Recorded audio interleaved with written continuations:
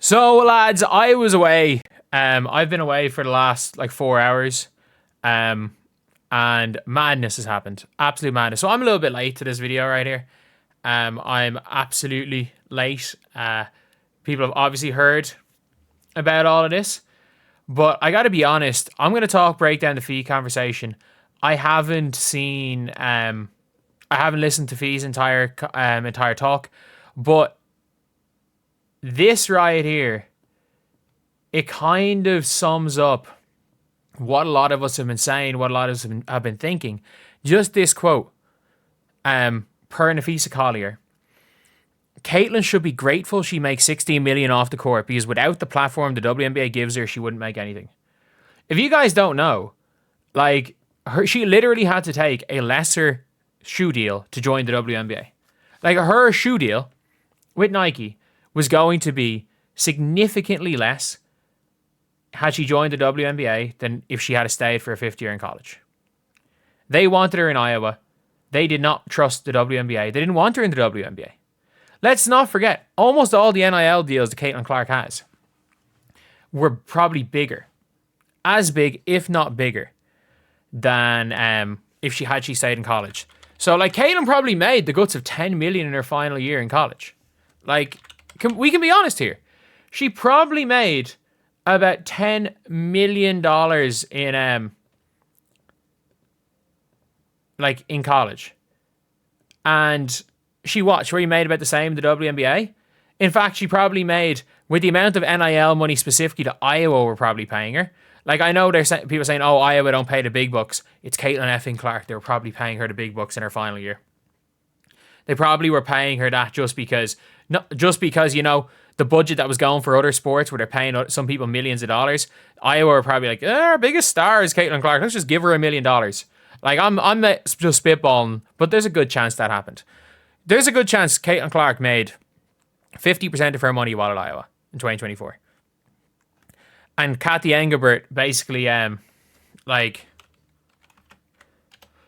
saying that by the way, she has taken 100% of the credit for the growth of the WNBA. She has essentially came out and said, I made Caitlin Clark. Caitlin's lucky. I made Caitlin. Without me, Caitlin's nothing. Without us, Caitlin's nothing. And realistically, we've heard from Caitlin Clark.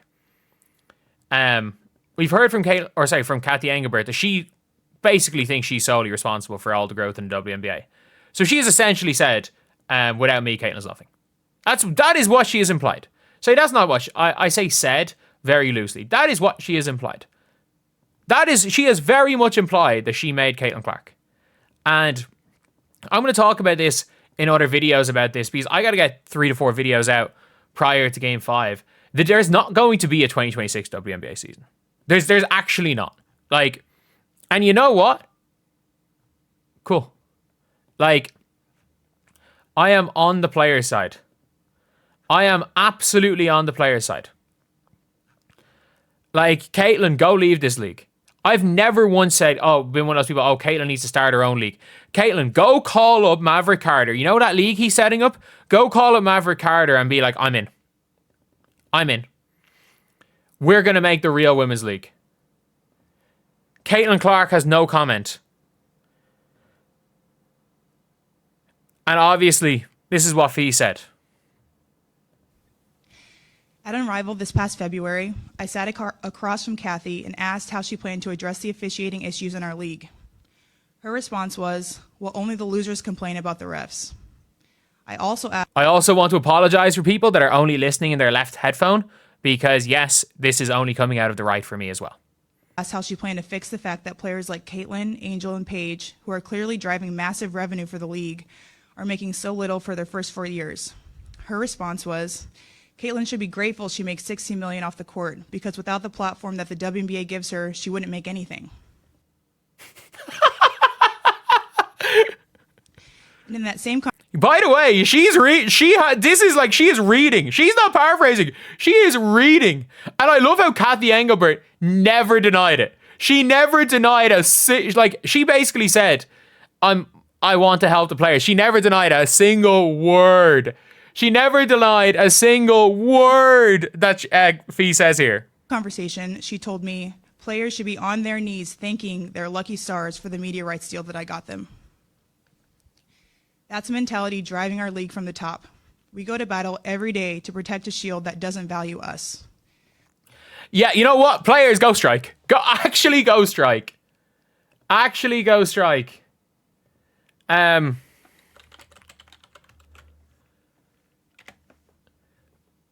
Actually go strike. Genuinely, go strike. Go strike, players. Go strike.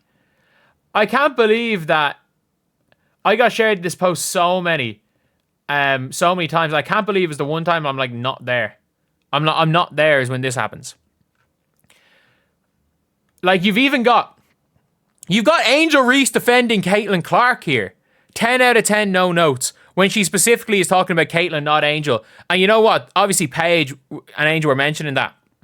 10 out of 10 no notes. She is literally like, she is the worst commissioner in sports, and then she's there being buddy with them at All-Star Weekend. And the Fever are basically telling Caitlin, don't speak on this. Because, by the way, Fee and Caitlin are the same agent. To say that Fee and Caitlin, I don't think they're particularly close or anything. But to say that Caitlin, or Fee's reading this off, to say she did not run it past her agent.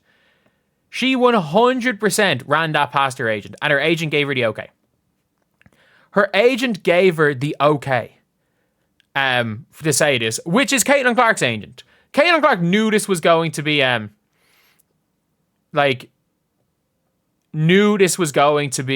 said. She knew exactly what was going to be said. But at this stage, it's absolutely pathetic. And the craziest thing is that Cathy's out there saying they make nothing without the WNBA. Caitlin Clark was offered $5 million a year to not play in the WNBA. She was offered $15 million for 3 years. And I think it was $15 million for 1 year. I think it was 1.5. It was $15 million for 1 year. She was offered $15 million to not play in the NBA, in the WNBA. Like, I'm just going to tweet this out here. Caitlin Clark was offered $15 million to not play in the WNBA. Play in the WNBA. Yet the commissioner says, thinks without her, Caitlin would have made nothing.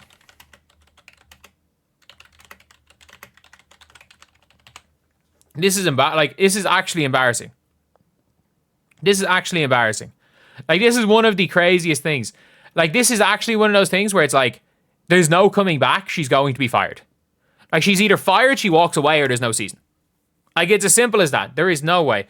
Someone said major feeling. That's because CC already gave Fee's permission. Yeah. To torch the house. Fee mentioned Caitlin, Paige, and Angel, but went into specifics on what Cathy said about Caitlin in particular. I think the reason for that is is that Cathy hates Kate. Cathy doesn't like Caitlin because nobody's ever credited Angel Reese with growing the WNBA.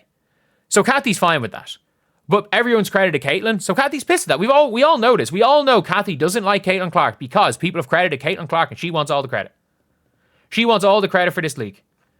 At the end of the day, it doesn't even matter. Like, in the most hated people of, in the WNBA, there's a list.